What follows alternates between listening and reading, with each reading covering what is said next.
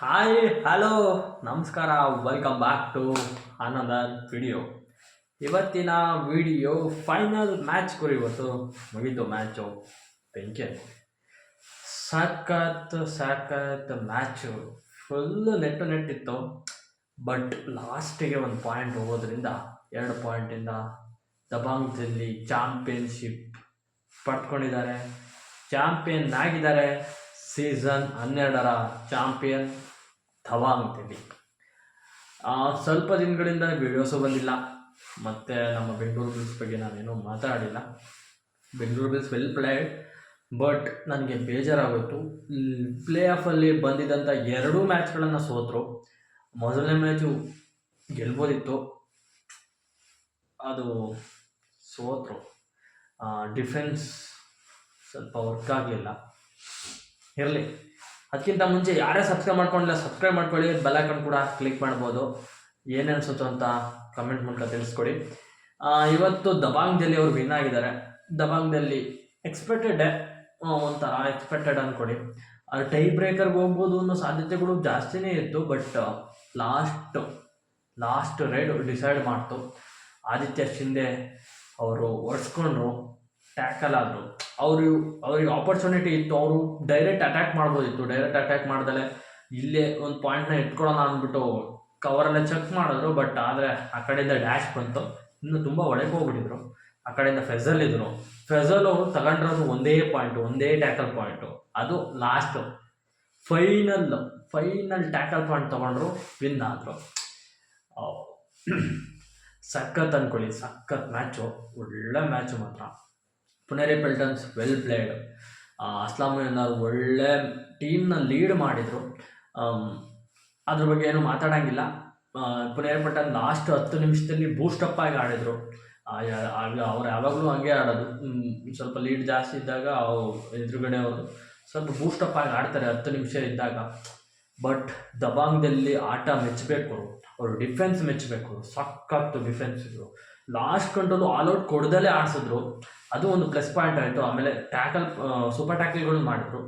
ಮೊದಲು ಪುನೇರಿ ಪಲ್ಟನ್ಸ್ ಅವರು ಸೂಪರ್ ಟ್ಯಾಕಲ್ಸ್ ಮಾಡ್ತಾಯಿದ್ರು. ಅದಾದಮೇಲೆ ಲಾಸ್ಟಿಗೆ ಇವರು ಆಗಕ್ಕೆ ಸ್ಟಾರ್ಟ್ ಮಾಡಿದ್ರು. ಅಲ್ಲಿ ಒಂದು ಸ್ವಲ್ಪ ಸ್ಕೋರ್ನ ಜಾಸ್ತಿ ಮಾಡ್ಕೊಳ್ಳೋಕ್ಕೆ ಅವರಿಗೆ ಸಾಧ್ಯ ಆಯಿತು. ಲಾಸ್ಟ್ ಗಂಟೆ ಉಳಿಸ್ಕೊಳ್ಳೋಕ್ಕೆ ಸಾಧ್ಯ ಆಯಿತು. ಆಲ್ಔಟು ಆದರೂ ಕೂಡ ವಿನ್ ಆಯಿತು. ಅದನ್ನು ಬಿಟ್ಟರೆ ನಾವು ಬೆಂಗಳೂರು ಬುಲ್ಸ್ ಕಡೆ ಬರೋಣ. ಬೆಂಗಳೂರು ಬುಲ್ಸ್ ಫಸ್ಟ್ ಆಡಿದ್ದು ತೆಲುಗು ಟೈಟನ್ಸ್ ಮೇಲೆ ಆಡಬೇಕಾದ್ರೆ ಯೋಗೇಶ್ ದೇಯ್ ಅವರು ಒಂದು ರೈಡಲ್ಲಿ ಒಳಗಿದ್ರು.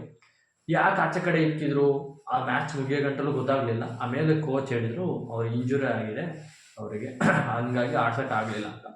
ನಮಗೆ ಅಲ್ಲಿ ಆ ಕಾರ್ನರಲ್ಲಿ ನಮಗೆ ಹೊಡ್ತಾ ಕೊಡ್ತಿದ್ರು. ಬೋನಸ್ ಮಾಡಿದ್ದು ವಿಜಯ್ ಮಲ್ಲಿಕ್ ಮತ್ತು ಇವರು ಕೂಡ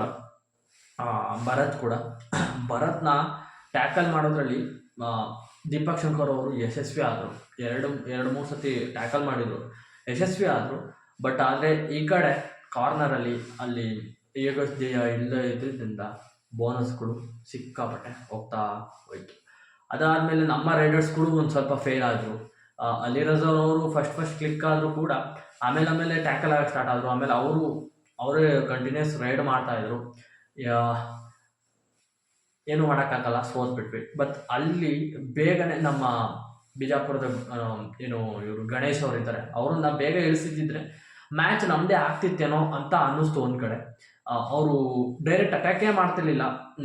ಅವರೇ ಬೇರೆಯವ್ರು ಬಂದು ಅವ್ರನ್ನೇ ಟಚ್ ಮಾಡಲಿ ಅಂತ ಟೆಂಪ್ಟ್ ಮಾಡ್ತಾಯಿದ್ರು. ಆ ತಪ್ಪನ್ನು ಮಾಡಬಾರ್ದು. ಫೈನಲ್ಲಲ್ಲಿದ್ದೀವಿ ಅಂದರೆ ಒಂದು 4 ನಿಮಿಷ ಇತ್ತು, 4 ನಿಮಿಷದಿಂದ 2 ನಿಮಿಷ ಏನೋ ಇತ್ತು. ಆವಾಗ ಬರೀ 3 ಪಾಯಿಂಟ್ಸ್ ಏನೋ ಲೀಡ್ಸ್ ಇತ್ತು ಅಷ್ಟೇ. ಬಿಟ್ಟರೆ ಇವು ಆವಾಗ ಟ್ರೈ ಮಾಡೋದು ಬಿಟ್ಟು ಅವರು ಬರೀ ಟೆಂಪ್ಟ್ ಮಾಡ್ತಾಯಿದ್ರು. ಅದು ತುಂಬಾ ತಪ್ಪಾಗುತ್ತೆ.